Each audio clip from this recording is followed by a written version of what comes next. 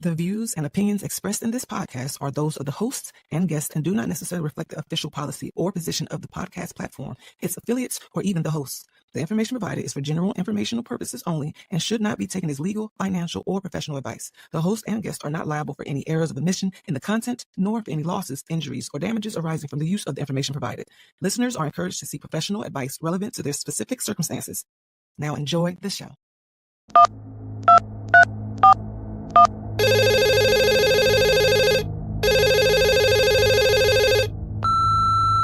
You are now running with scissors. Let's go.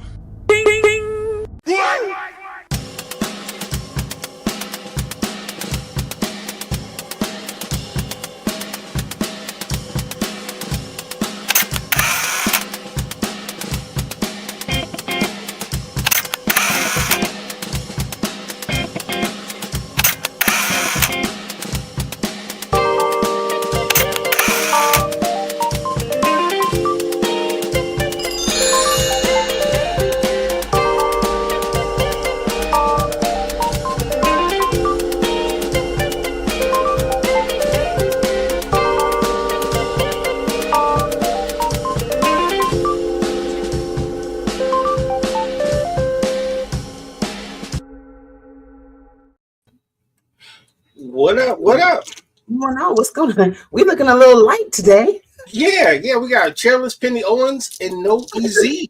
What is and going no on? EZ. Well, we're here. And running with scissors, everybody. I am one of your four hosts, Michelle with one L. Technically 3 right now. I'm RG. 3. And the empty chair is Penny Owens. I'm sure she'll be here at any time now. Momentarily. You know, you try to give it that little cue where they just hop into the chair. Like, That part. yeah. That part. And shout out to all our WSAN radio listeners. Yes. Welcome, Thank you. welcome. Dope. I guess we go to the topic. Tell people what we're talking about. Absolutely. It's kind of it could be sad depending on how you look at it, but for the most part, yeah. But I think this is important that we touch on this. You know, it is the holiday season, and losing someone or losing a parent actually is not an easy thing to deal with. Thank you, Olivia. Appreciate that. Thanks, Liv. So yeah, these are tough days, and losing a parent. Yeah, it's a club that you don't want to be a part of, but eventually it will all find you.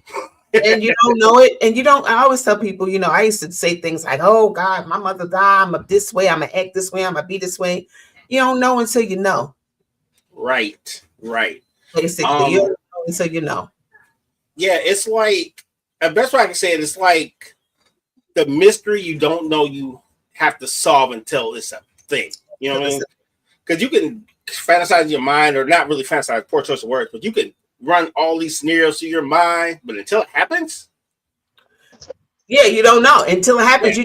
You don't know what you're going to do when something like that happens, because it's your mom, it's your dad, it's whoever, it's your parent, so someone close to you. So that's, but then it's the holiday. My mom passed away 5 days before Christmas.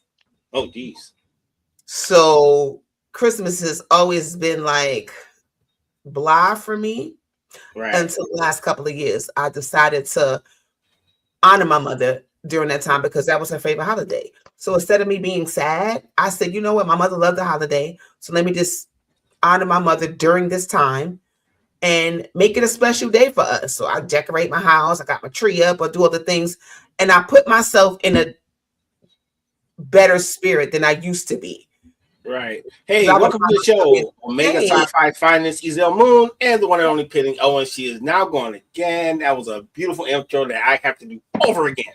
Jesus Christ. Yeah, so welcome, E. I'm saying welcome to him like he's a guest. Yes. So this is what we're getting into today. We're talking about losing a parent during the holidays. And I think that's the best way for us, or losing a parent in general, right? And coping and dealing with that grief, because there are ways you can get through it. I mean, I know sometimes it doesn't feel like you can get through it, but you can. And once again, San Antonio's finest. Yeah, everyone. Let me see. That part. Yep. Can you hear us? Yep. Sweet. So what's up, y'all? I mean, we already talked about what the topic is, but now that we have the whole crew here, let's get into it. I ain't gonna lie to y'all. I have nothing that is remotely good to contribute to this topic, other than what I'm saying, as someone on the outside looking in to those who have in fact lost a parent, whether they were on good terms or bad terms with that parent. All I can ever offer is condolences, a listening ear, an open heart, and an open mind to be able to be in a space to where, what I'm saying, hey, I'm just all the way there for you as you process whatever your grief looks like. I know some people that I know some people who have had some amazing relationships. I know some people who have had some rocky relationships, and I know some people who have had absolutely terrible, detrimental relationships. No relationship, or no relationship at all with their parents, but they, in fact, they lost them, and if you lost is lost. So however you process, no matter what, even if you didn't have a relationship or a solid relationship, or the loss is still felt. It's still a process, no matter whether you love, hate them. Most people can't just turn that off. There's a spiritual, maternal portion of you that's always going to be connected to them, whether you like them or not. So there's still going to be some type of process, whether it's acceptance, whether it's like it's whatever. There's a process. Or it could be an oh well. Right. I know that's real talk. Yeah. Some people don't. If your parent was never present in your life and you hear that they passed away, you have no real emotional connection to them. You have learned to cope and deal with life without them being there. Yeah, by default, they taught you how to live without them. Right. So now that they're gone, it's kind of like, oh, dang. All right. What's for dinner? I mean, you know what? I think that even when your parents not present, it still affects you, even if you think it wouldn't. And I only say that just because there's only two people on this whole earth that are directly obligated to you. Your mother and your father. So whether they're there or not, there's a void that I don't think we can get away from feeling. Whether you know them or not, and having that option when they're alive, like maybe one day, or shoot, the animosity that's building when they're alive and they're not present. But once they're dead, it's like you don't have that option. It's gone. Like whatever questions you had or whatever possibilities is gone with them. It's all. So you're saying like the hope kind of died with them, that they're officially. All right. Yeah, officially. And my little cousin, he's a teenager. He lost his dad. Father wasn't present. Like he just was not a good person in his life. And when he found out, he was just kind of like, oh, okay. Yeah, it's kind of difficult to be like. And it was like I think with him, because he's already made peace with the fact that he just wasn't going to be a good person in his life. And it was like, I think you can kill off a parent in your mind. Yeah. That's not explain that. Look, some people say it out loud. When I say that, I mean like it's an emotional death. That connection to that parent not being there. It's like I don't have no connection with you. So basically, I'm gonna erase you from my brain. That's the only way that I can move forward in my life and be okay. I have to separate myself. So then if you like somebody grown, if you're an adult and you find out that this parent that you didn't even know where they were, you had no relationship with them, no connection, you find out, you hear that they passed away, is it like, I mean, it's kind of like a stranger. Well, I would say like this, depends on the scenario, because it might be something you learned that why they weren't with you, or, it could be the same circumstances what make you say, damn, if this hadn't happened, blah, blah, blah. Or they really wanted to rock for me, but this situation happened. So I wouldn't say it's cold turkey not knowing your parents, because sometimes there's stories that don't get revealed to you till you're older, or until the ain't that the truth? Ain't that the truth? You know what I'm saying? Or that's true, or not at all. That happens all the time, for sure. That happens all the time. But then that's a whole nother thing that you have to deal with emotionally, because now you find out 30 years later that there was, the parent wasn't present because of your mama. Mm-hmm. Exactly. Now your whole energy changed because you're like, okay, well, I was mad this way this whole time, but I should have been looking at you. And we already know from childhood to adulthood, the information that you find out about your family is different. It's so different. Like I'm from not gonna me, lie to you. my mother never Sure. knew her father, so I never knew my maternal grandfather on that side. Didn't know her biological father, who we thought wasn't. And then the biological father was never around, and he passed. And my mom felt like that too, where it was just like, I don't know that man. I'm not missing anything. Like somebody not being there and somebody not being there. What's the difference? But throughout it, we found out that he had several daughters with the same name from different people all over the place. Okay, so I guess this was his favorite name. So she shares that name with people she don't even know. And then we found that like a lot of our health issues that, you know, she had passed down to me and I'm passing down to my kids came from him. They came from him. Never knew about it. You just kind of take that information and that's it. Like you have it and it's unfulfilled. Right. It's unfulfilled. But it's like we all have our different situations because I can't wait for our littles to get when they get older, like being able to actually have those hard conversations with them, because I know for a fact that, you know, I want to be able to speak to where my thought process was. I want to be able to tell them like, hey, yo, look, this is my reasoning why for the decisions that I made. And honestly, I wasn't the best at. Just telling them the truth is going to be like. I think that that's one thing that I don't fear, like being able to look at, you know what I'm saying, look at the next generation and tell them the truth, because of the fact that they're going to incorporate it, like they're going to incorporate it in their decision making. You know, I feel like, you know, the generation prior to me, like they hit a lot of that from mine. Like it was like, oh, you know what I'm saying, do as I say, not as I do. Oh, why as you say? You know what I mean? Like what exactly was the reasoning behind these thoughts? And why is it that, you know what I'm saying, you're not telling me this, you know, earlier in life? You know what I mean? That way, when I'm about to leave, you know what I mean? If I be so blessed to actually have a deathbed and be surrounded by the ones that I care about, why is it that I can't say that, you know, this is what I was taught.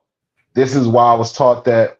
Here's my perspective. You know, the audience, sir, I can answer that for you. The audience, because you know your kids, you know which ones are receptive to the truth and which ones you have to kind of spoon feed, because everybody ain't here for this truth. Trust me, I have 3 different kids and they all got 3 different Steves. They're all different. Everybody, you gotta know your audience when you're telling your family stories, when you're explaining why granddad's not going to be there no more. You have to know your audience and cater to them, because the way you say it is the way they're going to take it and the way they're going to internalize it. And it can go one or 2 ways. It can be like, oh, cool, I'm going to be sad with dad, or dude, I've been putting this boy through therapy since he was in 7th grade. It can go either way. Right. So you have to be real careful when feeding the truth, because I feel like it's important to give that truth and to make people understand the dead and the ancestry and how you got this way. But you got to make sure you know that person can receive it the way you need them to receive it. And they'll just, boom, information overload. I am in 7th grade playing Xbox, and you just told me about what my granddad did? Oh, no. I ain't not here for none of that, you know. Crazy. Yeah. And you also have to know yourself too. You have to be honest of where you are and know what your story is. And most of us, this is the first time for today for every single one of us. This is the first time being a parent to your child for today's day. Right. You have no clue how to do this. Like there's no practice, there's no script, there's no manual. We are all trying to figure it out our entire lives. So you really don't. Most of the times you don't even know exactly why you did exactly what you did, but what you did do was probably with the best you thought, with what you knew, what you had at that time. And if you don't have that kind of grace with yourself, you can give an explanation that really still is not the whole truth. It's not the whole truth. You know, you have to be in a different place to deliver that. Because most of us, well, I would say all of us, our parenting, we learned from our parents. I mean, we tweaked some things along the way. Oh, absolutely. Because certain things didn't work for us. Because it's like, well, I ain't gonna do that when I have my kids. You say stuff like that, like I'm not gonna be that parent. But right, we still take a lot from our parents when we become parents. Yeah. Because how many times that I've said things and I'm like, oh, I sound like my mother. Yeah, but the thing is, how much of a service or disservice are we doing by doing that? You know what I mean? Like how much of a I think that one of my biggest fear, or like not fear, but you know what I mean. But one of the things that does in fact make me sit back and wonder is, I feel like I'm trying to keep a certain level of trauma away from the next generation. I think that's what every generation does. I feel like I'm trying to keep a certain level of trauma away, and in that, it's like, okay, I'm doing this. I'm also dealing with my own and things that are causing me trauma in real time. How do I make it to where this child is not just a whole different type of messed up? You know what I mean? Like, how do I, like, what different parts of, okay, hey, be the man that you are supposed to be, right? Be a man, right? But also be a caring, compassionate man. Be a man in touch with your feelings. Don't let nobody treat you like a bitch. Don't let nobody, put you in no bad positions. Think for yourself, but also know when exactly to, it's like. Okay, I can answer that. Raise some questions. How old is your kid? Now he's 7. Okay. Ask me that in 15 years. You'll know how he turned out, because no matter what you teach them, they're going to find their own path. It's almost like trying to stop a waterfall. Only thing we do is keep throwing good deeds into them and whatever, and you got to let them cook and let them do what they're going to do, because we can't control it. And you can't go through at night feeling like you failed them if you did the best you could. That's true. But I think the best thing that you can do is to recognize your own trauma. And the fact that you're healing that is going to spill over into how you're going to raise your son. Exactly. You put your life vest on first. Yes. That part, Penny. You got to save yourself first. So before you can do anything, because again, our trauma, some of the things that we've dealt with, it's going to spill over. We're going to do our very best to reel it back in. But, there's those times when it's like, okay, I used to feel like I got to keep my kids out of therapy. What? Hey, that copay is mad high. And that's it. I gotta get you together, brother. I didn't start my healing journey until my kids was older, like grown-ups already. So the damage was already done. So now I had gotten to a point where it was now about helping them deal with their trauma, right? That I may have contributed to. And look, because everybody don't get that apology. That part. Being able to look your child in the face and be like, you know what? I didn't know how to do everything. Right. My bad. I'm sorry. What is it that I've done that has not necessarily offended you, but caused you some pain, maybe caused you some questions, some curiosity?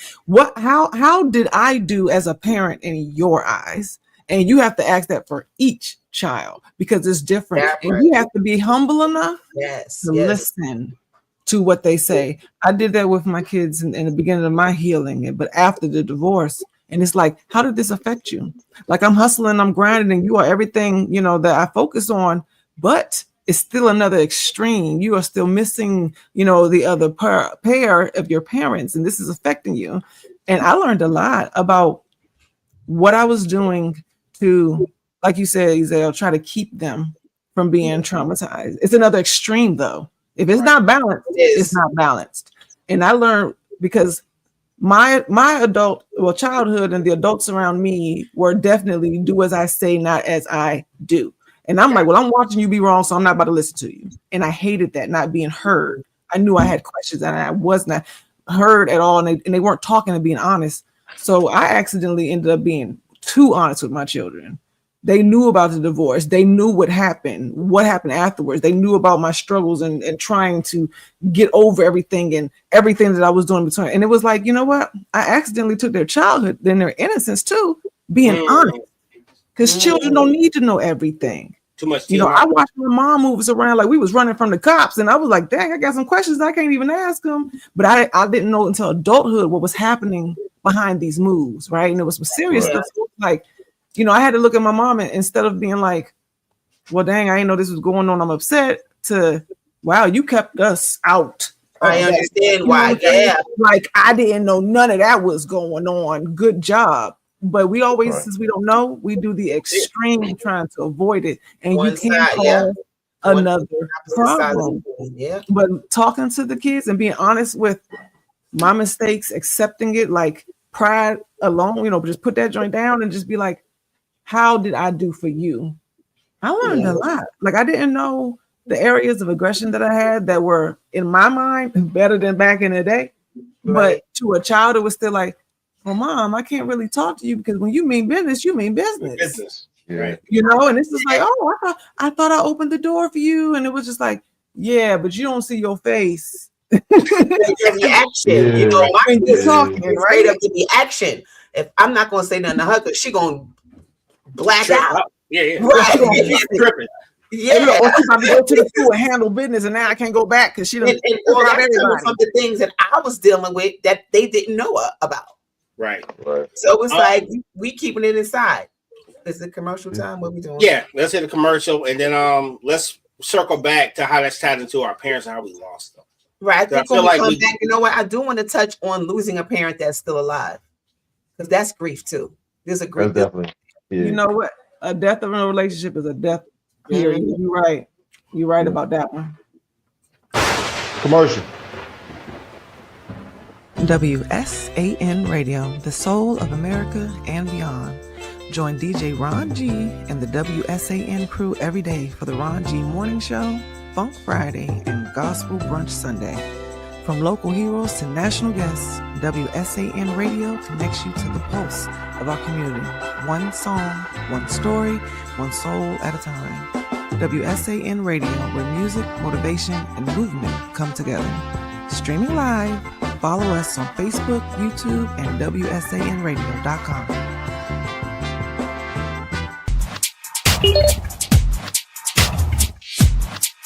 Got me together with this two-piece. It's the good leggings, no see-through business.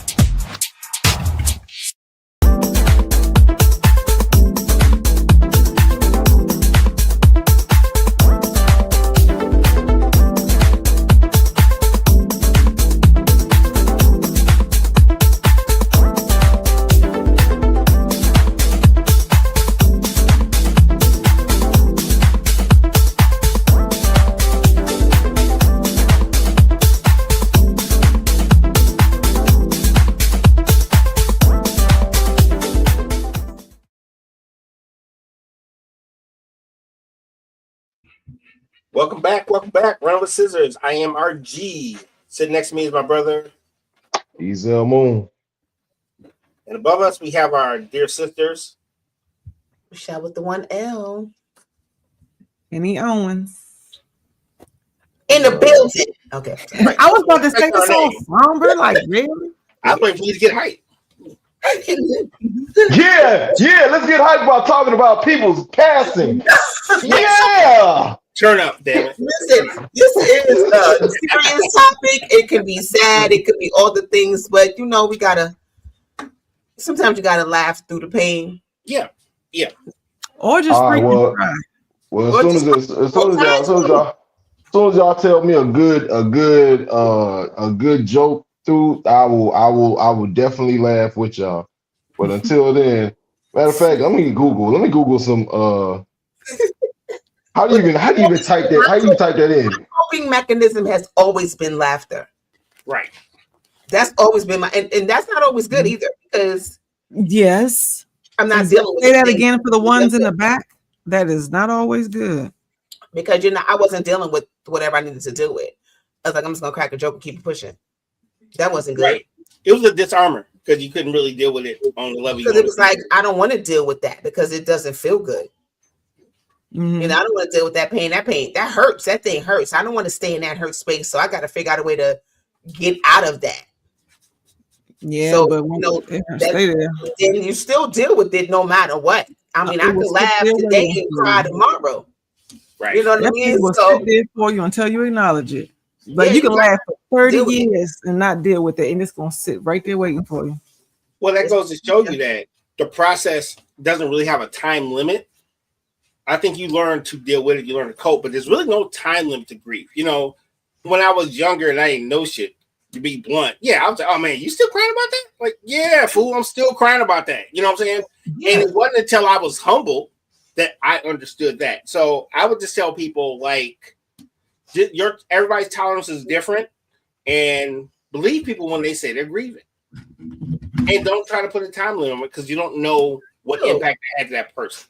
No. I ain't gonna lie to y'all. I just typed in dead parent jokes and on Google, and I don't want to read any of these. No, okay, thank you. These are you have to put a disclaimer up. These are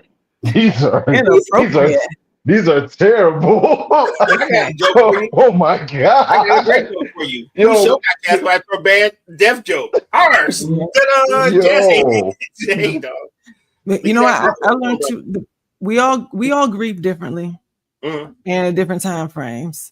So you have to respect what people tell you too, because if they're not ready to deal with it, you have to respect whatever answer and energy they give you. If they say, well, I'm okay, or I'm getting through, even if you know that that's not the full truth, you have to respect it because they're clearly not ready to do something else. And you can't make them do what they don't want, or that they have not determined that they need to do it the way that they do it. Why is Batman jealous of Superman? Why is Batman jealous? Okay, I have no idea. Why, sir? Because he got 3 dead parents and he only got 2. You know what? Wait, I don't even get the joke. That's because you don't know Batman and Superman's history. Oh my god! I'm familiar with Batman and Superman, but oh my god! He said one has lost 3 and the other one has lost 2. 2. That is the most tame one that I could find. Thank you. Everything else was about superheroes, I guess. But we are. I just that's it, dog. That's the order I give. Sorry, y'all. I give you credit. But let's talk about losing a parent that's here, that's still alive. Absolutely. That grief can mimic losing a parent that dies. You talking about like the relationship goes bad, or speak to them? You don't know the parent. Or you don't know not being present. Well, I mean, you never knew your parent. Do you really grieve them? Yes, because you're missing. There's something in you that you know that's not there. Connection, that's true. And because you can say, "Oh, I'm not tripping about them," but every Father's Day or every Mother's Day, you got to pretend like you know who they are or they don't. Like that reality comes back. True. Or even missing a parent that was around, but they're not anymore. They just decided to go get some milk and never came back. I mean, you know what? I can see people. Well, I know people where it's dual, where they want to be strong, they want to laugh it off, right? You know, I see some people that want to be strong, they want to laugh it off, but that pain is still there, and then they're not dealing with it because they're laughing it off. With them not being there, it's like it's almost dual when you want to tell yourself I don't care, And then you feel guilty for saying I don't care. saying Or you don't feel care. guilty for saying stuff like, oh, well, he's dead to me. She's dead to me. Mm. And then, you know what I'm saying? Like you still feel it because you put that hate out there. Like you made that comment, you felt it or whatever. And it still does something to you. It's like, it's the poison you get to walk around with. And the other person is completely unaware of it. Completely unaware of it. So One how of do the you first get out things of that I saw feeling? with my son after the divorce, he just went quiet. Mm. He was the one child who got to have his father the longest before he moved. Because when we broke up, he was 10. And Right. he got quiet. His personality shifted a little bit. I saw that. And then I remember, I think probably like about 4 or 5 years later, I heard the kids talking amongst themselves. And then they cracked like your daddy went to the store type of joke real quick. And it was like the first time I even heard them even acknowledge it. Right. And now I got to see it where it was like, so this is how you're going to choose to handle that. But you could hear it in his voice. You could hear the disappointment, the anger, the pain, all of it while trying to make it funny. And just listening to the kids, like just overhearing them in the next room kind of playing and listening to how they were handling it as elementary and middle school, like just children. It was like, that's what we do as adults all the time. You know, all gotta the come out time. somewhere. Gotta come out somewhere. It was interesting. And I mean, it stayed until his father became more active. His whole personality just shifted. And he was quiet for years. Because that doesn't feel good to not have a parent, because you're supposed to have two parents. That's just the way things are. So if one parent is absent, you're going to feel that. That child's going to feel that. Well, Now, I was going like this. I'm going to expand a bit because some people don't know their parents, but they have people who take the place of them. Mm-hmm. So not having that guiding presence, you know what I'm saying? Because I know you have another people who didn't grow up with their naturals, but it was a person who stepped up and became their parent that became that significant person that they lost. Then you don't miss the parent then, because you already have somebody that's doing. See, I got mixed feelings on that. You don't miss what you never had, right? Yeah. But biologically, in the cases of people that I've dealt with, at some point that truth still came to surface. And I'm saying this not even being rude or disrespectful at all. Even in same-sex couples, even in adoptions, where the kids just never knew the biological, other. At some point, the truth came out. Who am I? That's true. Because even when you acknowledge the person who stepped up and took care of it and you love them, your genes still belong to somebody else, and you can't ignore it. Yeah. Who do I look like?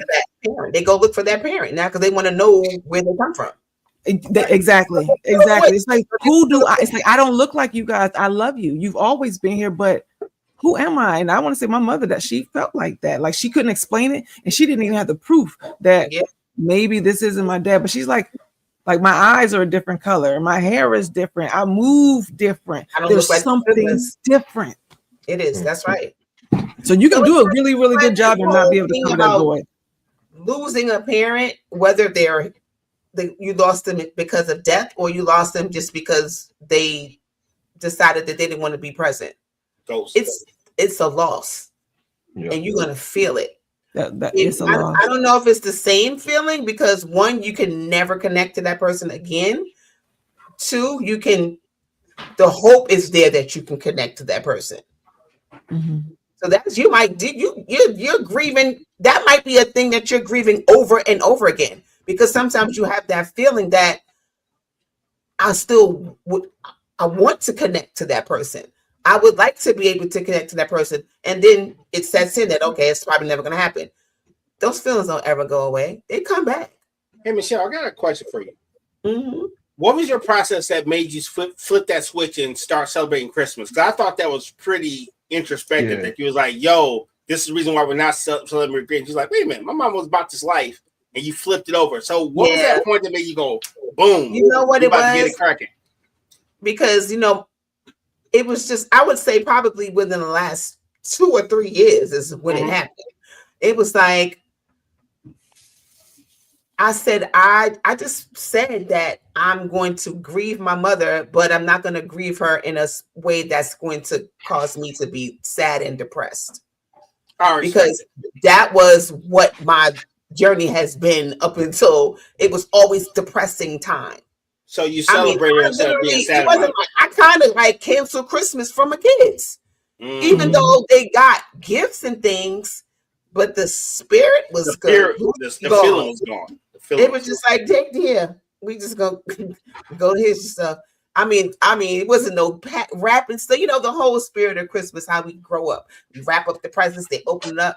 It was like they would just come downstairs and just stuff would be there. It would be no wrapping paper, no nothing. But they got what they asked for.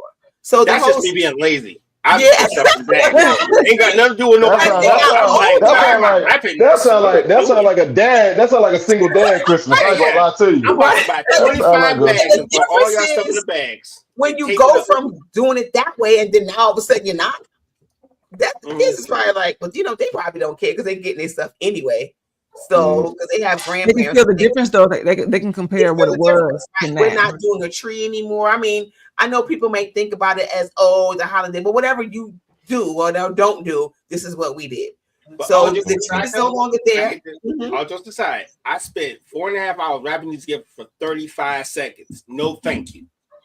I just spent half the goddamn night wrapping these damn gifts so they can rip them apart in 35 seconds. I'm like, bang. Yeah. That's true. So what happened is that I said, you know, because I've been on my healing journey for a little bit of time now. Mm-hmm. So this is part of that. It was like, you know what? I don't want to be depressed. I don't want to. When I think about my mother, I don't want to go get sad. So you made a decision. I made a decision that I'm not going to do that anymore. So now I honor my mother during the holiday time. You know what? We're going to put up this tree. We're going to decorate the house. We're going to feel good. We're going to play Christmas music. We're going to do all the things that I did growing up with my mother because I know this is her favorite time of the year. So I'm not going to be depressed anymore because being depressed wasn't working for me. My mama's not here. She's not coming back. So now I needed to honor her. So that's what it's about now for me. Just honoring my mother. All right, cool. So acceptance and then celebrating her life. And then celebrating her life. And I'm mourning it. Like I'm not in mourning anymore. It's like I guess mourning could look so many different ways, but I don't feel like I'm in mourning anymore. But mourning is sometimes not a bad thing. It's the activities you take while you're mourning that makes it bad. You know what I mean? Just the idea of mourning is not like, oh damn, you know. So you have to handle it in a way that, you know, keeps your sanity and doesn't ruin your life. And doesn't harm other people. Yeah, it's always been a sad thing. Like during mourning, you know, it's never been looked at as good. Yeah. But there's levels to this. You know what I'm saying? It's a process. It's a process. It don't feel good either for those that's like, you know, it's mourning. That's how that works. Yeah, I think that if you during the holiday time, because even if you lose your parent, it doesn't have to be Christmas time. Losing a parent, you're going to think about that parent during the holidays because you know what you did around the holidays with your parent. So sometimes certain times of the year is difficult. Different holidays and things, sometimes of the year depending on the family or depending on when the world is stimulating family. Yeah, it's just worse during the holidays because of the holidays itself. It's worse during the last quarter of the year. But you got birthdays, you got whatever that parent was attached to. If they like football, then every time you see a football game, like whatever that you associated with them, colors, smells, habits, activities, events, it's all year round. All year round. It's all year round, for sure. Like there's no way to really prepare, even if you are blessed enough, and it's difficult, but if you are even blessed enough to be a part of the transitioning, like you can kind of see this coming. They've been sick for a while. There's different conversations that you got to have or been privy to. You had an opportunity to, forgive some things and get some stuff off your chest, some explanations. If you're blessed enough to have those hard times come up, it's a blessing. Just period. Yeah, it's a dub. You're still never prepared for when the machines have to get turned off, or when you have to make turn their own machines off. Yeah, or it's a sudden. God, it was a sudden thing. It was like my mother was 55 years old when she passed away. She was young. See, that's what I wanted to bring up too. But what do you do when the parents are not even old? Because 55 that's not old at all. A few years under me. How old are you? I was 27 or 28, somewhere around there, I think it was. That's a young loss. Yes, I was about 20. Yeah, I was about 28, I would say. See, I thought you lost like more recently and things because the Christmas it's been over 20 years. This year is going to be 20. I think it's 27 years. And you're just bringing Christmas back, aren't you? That's what I'm saying. It was last year. I thought this was a new loss. Really? No, dude. Because I would come up with all kind of reasons to not celebrate Christmas. It's a pagan holiday. Nobody cares about all of that buying presents and stuff. We not buying presents. No, you said it was holiday. It was that. No. It was like the hell with Christmas. My humbug. I'm not spending my money going broke. I mean, I came up with all the reasons, all the things to be like the hell with Christmas. So, because since the time period that we've known each other, you've really engaged deeply in the healing of you. So, do you think that's why it came back? Absolutely, 100%. 100%. If it wasn't for that journey, I don't know if I would be in the position where I am right now when it came to just thinking about the holiday. This holiday spirit. You know, I'm all about family. I feel like holidays are for family. However you celebrate it, whether you want to go out and spend your money on gifts or whatever the case may be, if that's your thing, for me, holidays are about family. And that's how I look at it now. It doesn't have to be about spending a bunch of money either. It's just being around my family. And that's where I feel my best, around my family. Right. I would say this. I'm a little more recent. My dad's been gone for like 3 years, about to be 4. Yeah, and the biggest thing for me was acceptance more than anything else. And I couldn't accept the fact that he was gone. I couldn't accept what my role came to in my family. And that was the like, holy moly. Who the hell left me in charge? Wait, whoa. I'm not ready. Whoa. What the hell do you mean I'm in charge? Wait a minute. Wait. So it was more of acceptance of like, okay, you're not a protector of the family. Take everything that I taught you and now apply it. You know, it's like graduating college and getting that first job. You're like, wait a minute. Like, they do this too? Like, wait a minute. These are way too many spreadsheets. They ain't telling me about this in class, you know. So that was probably the most challenging part for me. And Ezel knows, because me and him have plenty of conversations where my goofy behind is sitting in this damn cemetery, like talking about stuff that God, I don't even know what I'm talking about. But this guy, so I have my moments. But when for a guy, when you become technically the default leader of your family, it is a hell of a transition, and you don't know how you're going to take it. Hell, and I'm gonna say this publicly, right? So when my dad first passed away, my wife was like, I don't know what you gonna do, and I took it as offense at first. I was like, man, what you mean? What you am I gonna do? And then 3 months later, I was like, oh, she right. I don't know what the hell. What am I gonna do? She right. But she wasn't saying it as like, yo, you about to be bugging. She was like, yo, I care about you, but I don't know how to help you. And at that time, I know how to help myself. So that's been the biggest transition, is like being everything that my dad seen in me and imparting his wisdom. Yeah, right. That's a total. My mom's still here. Shout out to my mom. But it's different because I already see the transition from like, yo, like, oh, dad over there, like, oh shit, he not. All right, I'll be there in a minute, mama. So shit, right? He's not over there. You gotta go and handle business that your mama needs you. Yeah, indeed. But I still have to be present in this moment right here because I live here. Right. And that's what my dad was really good at. Like, he'd be over here helping them, doing this right there. Somebody come to OG, he'd fix this, and then he'd just go back to doing whatever the hell he does. Now that's me. I'm like, you did all this? Like, hey, dog, wait a minute. This is a no appreciation. A lot of stuff to do. That's it, right? And you still was smiling? Because I'm angry as hell. What are we doing? This is hard. Why the hell are you smiling? Right. So I've learned a lot from the old dude. And unfortunately, I had to see the end of the story to understand the beginning of the story. Because I had so many questions that I didn't understand about my dad until he was gone. Because I got to see the beginning, the middle, and the end. Yeah. And it serves me two purposes. It teaches me how to be a better person, and number two, it tells me what I don't need to do. You know? So, because when I looked at that casket, I didn't see my dad's face; I seen my face. Oh, so it taught me Wow. what I needed to do and what I not needed to do and how I needed to be to navigate to have better outcomes. See, and then you also share names too.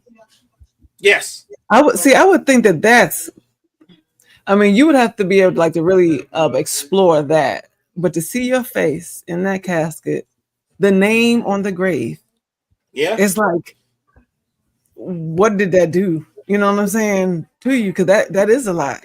It grew my ass up in a hurry. You don't know you're ready until you're ready. It was Look, like, that's just the truth. That's preach. I was Captain Phillips. It's like, you were the captain. I was like, wait a minute. Whoa. Yeah. Hold on. Yeah. Most of us don't know what we can do until you get in that situation. Yeah. You don't know until you know. I tell people Until all you the get time. there. You don't know until you know. And And that's just the reality of it all. Mhm. Observing others, like I still have both my parents. So you still have both your parents. absolutely. So it's like we have not gone through that. But I know with like watching others going through it of the different ages and things that it's never not a big loss. And I definitely see how you can there's no way to prepare. Even when you think you're prepared, you're just not. Because once it's official, it hit different. Because my dad knew it was going to happen. It was like my dad was sick for a long time. So it was kind of like, I got those moments with my dad where I was able to get some sort of closure and forgiveness of some of the things that I might have been dealing with as far as daddy issues. Having that final conversation with him, even though he wasn't as alert as I would have liked for him to be, but also knowing that he heard me because there were signs, so that was a blessing for me. And then I got that, and then he was gone maybe days later. So, and my dad was in the 70s, so it wasn't like he was a young guy. So, but seeing that he was sick, it was like it was a different thing than when my mom passed, because she was sudden. My dad was like, okay, I know it's coming. Okay.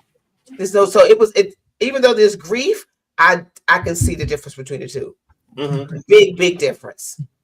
That forgiveness is everything. And it's not like you don't want to have to lose somebody to get some type of understanding.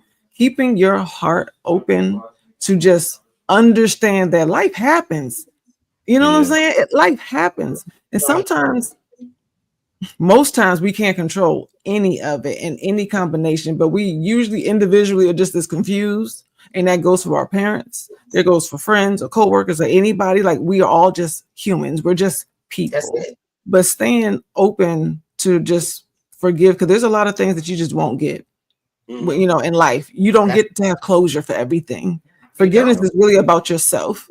It is not about the other person necessarily saying sorry and explaining anything to you, because a lot of times we don't get it for the small things. It's about yourself. And as you start growing like a person that, what did you say? So closure helps you sleep at night and not wonder about things that didn't happen. Everything, because it's poison when you're just sitting there just confused and your eyes is wandering, just up, and you're supposed to be asleep. It really just is bothering you. But there's so many different things that you learn after people pass that really is going to raise more questions that may not be answered. And sometimes you have to accept it's not going to be answered. Like when my paternal grandfather passed, we found out he had 21 kids. Ooh. Guess what? We didn't know that while he was alive. It was just the 10. All right. Homie was sowing more across the farm. Okay, than his royal oats. He owned an ark. It sounds like he was repopulating everything. Okay, look, like the other families were on the opposite side of the farm, and it was like, wow, no wonder he was plowing the fields. Like, really? Didn't? Oh, he's plowing all right.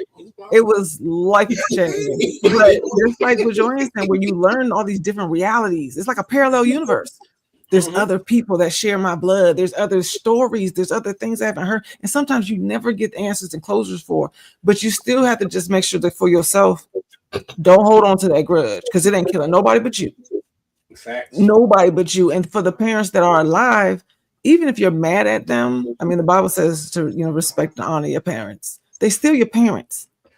Yep. Maybe they didn't do a good job. Maybe it wasn't the way that you would have done it now, but just accepting the times were different for them than it is now. Therefore, the situations and the stories, all of that. And be okay with it just didn't work. But you know what? I appreciate you. At least, you know, I'm glad that you were irresponsible or however, and I was still here, that you brought me to this world. Thank you. And I'm going to say one more thing. For those of you guys who have your parents, regardless of your relationship, try to understand them and try to enjoy them if you have the opportunity to do so. Please. Because no matter what, they may get on your nerves. They may text you 1,000 times a day. You might have to take out the trash 7 times a week. Once they're gone, you will wish that you had those annoyances. So try to do 2 things for me. This trust. Bumby said, "Listen to me now. Listen later on." I mean, listen. Do what I say? Pretty much, listen to me later on. Try to get a relationship. Try to pick their brain. Yes, ask questions. Ask as many questions why you still have them, and try to make the best relationship you can with them. Yeah, just listen. It will help you in the long run. Yeah, because listen questions are unanswered. Exactly, but it's like, and listen to them. Like, be curious. In everything we do, be curious like a child. Because if you're open to learning about your parents while they're alive, listen to how they answer questions differently. Listen to the questions that they don't answer. Like, watch their body language. Because we've learned in this day and age, we've learned a lot about history and traumas and things, right? So look at your parents with a whole new lens and just be curious. Why do they do this or why do they not? You know, like, try to build your own little story in a sense. Just by watching them and listen, let them tell that same story 5 and 6, 7 times. Just listen, like, let them be who they are to the end. And because I've dealt with all age groups, anything is possible. When you are open to listening to your parents, I mean, even at 87, you can still get an apology. You can still get some questions answered. Like, because they know, especially the ones who know that they're dying, you'd be surprised how many things they just let go. Like, you know what? All right, it's time to come clean. I'm not trying to die with this. So, but you have to be present to receive that information. Right. You got to be present. You don't have to accept it, but you do have to to the best of your ability. Because exactly. Try to prepare the family, because you know what, in our culture especially, because of the generation in front of us who didn't want to talk about the issues and the pride and the fear of the truth coming out, I've seen in our culture where there's so many different things that was not prepared for the next future, right? So in other cultures, you know, when they passed, you get a house before you even graduate high school type. You know what I'm saying? That is something that's, we don't pass down businesses and legacies and land, but help get your parents' affairs in order so that if you become the matriarch, like, when you think about, don't be so caught up in what they didn't do and what needs to do, to just be like, this still continues. How are we going to handle business moving forward? Right. You know, like, find out the truth. It is the truth. Because trust me, it's going to be your problem, whether you want it to be or not. You might as well understand what you need to know. Sometimes it's your problem while they're still here. You're right. Yeah. And I don't mean that it's your problem while they still here. You probably got more information than the next man. That's true. That is true. That is so true. It's a burden, but it's a blessing, because most people are not prepared at all.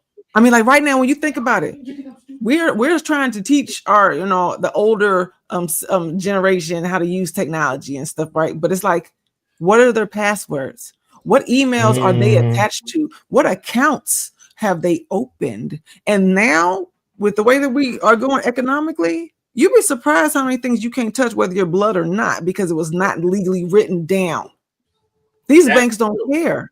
You can't have access to that money. We're gonna give it back to the state. You can live in that house, and I've seen it more than a few times that I like to even admit to, where literally the house is kicking the whole family out because no one's name is on it. Because no one knew what the true conditions or the situations were with, the legalities of what their parents had, refinanced, or no longer own. And now the whole family has to leave. Probate is not your friend. Understand what you need to understand yesterday. Probate is not your friend. No, it's not. The bank will take it back. They don't care. They don't care. Immediately. They do not care. Nope. So it's like find out the truth. The end of the hour, at the top of the hour, we're almost done. I do want to leave everybody with a little bit of something. If the holidays feel heavy this year, just know that you are not alone. Grief doesn't mean you're weak. It means you love deeply. And even in moments when you feel empty, your love and your memories are still full.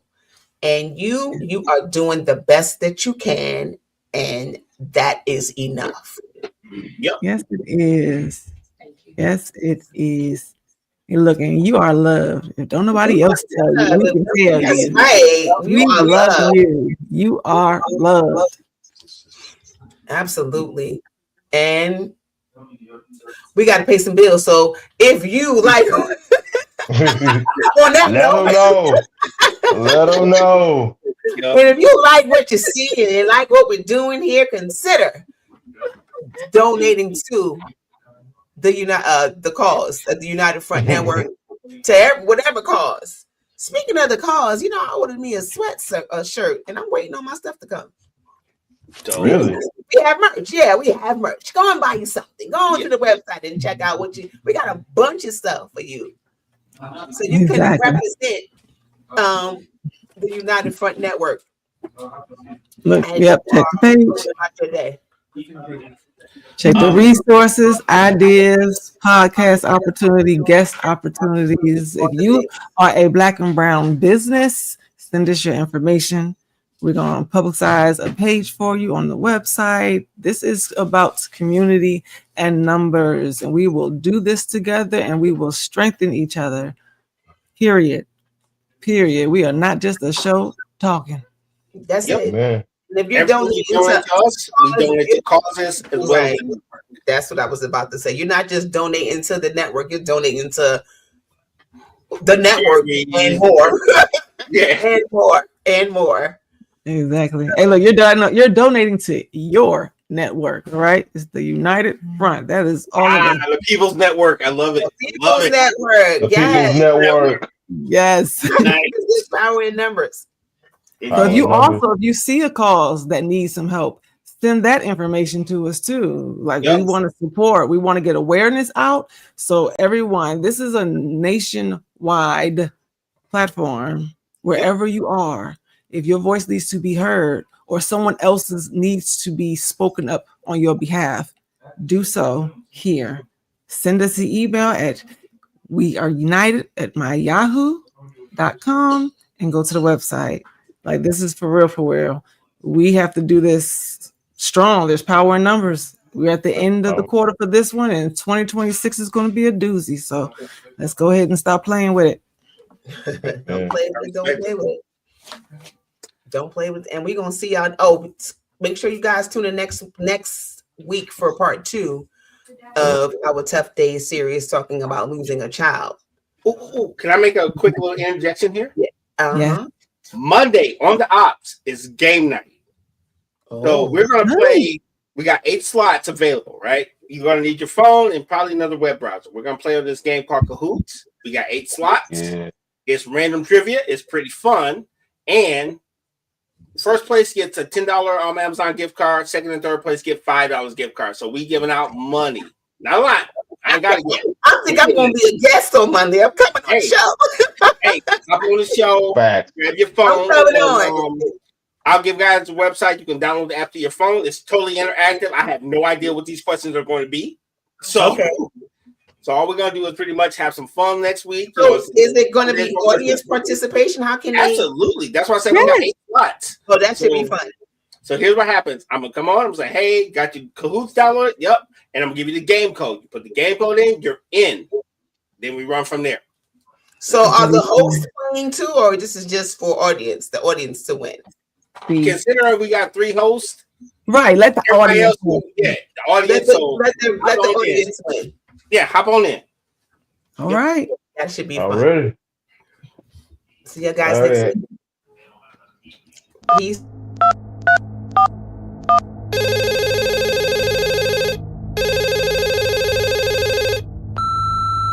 You are now running with scissors. Let's go.